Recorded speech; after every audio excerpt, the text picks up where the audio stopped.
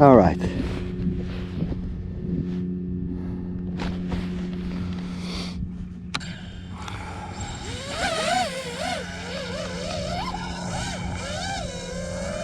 All right, the inverted Yawspin. So first you have to get inverted. Fly a little bit higher.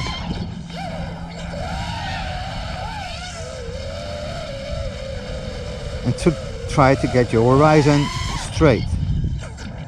You see how correct? I corrected with my pitch. Now, to be honest, I don't do this all the time. I try to do it nice now.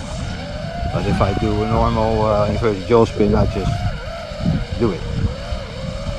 Now really nicely corrected.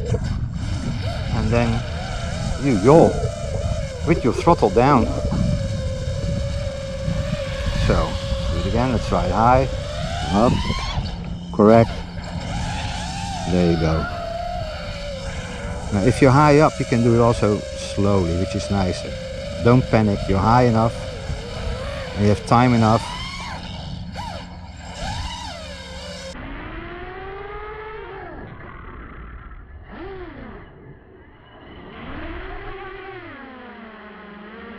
See, I'm high enough to, I have time enough to correct them and to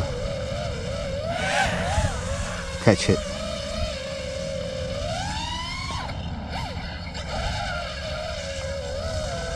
So try to practice that, and both ways, of course.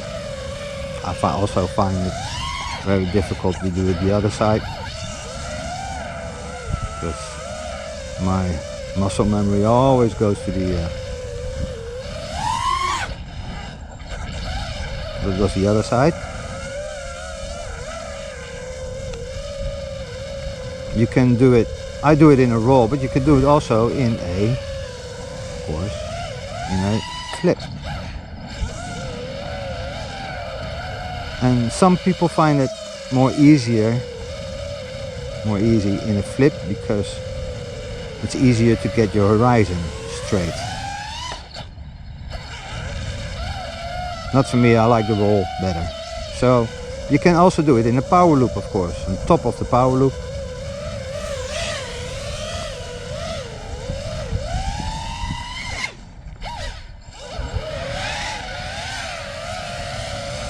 There are many ways to do it.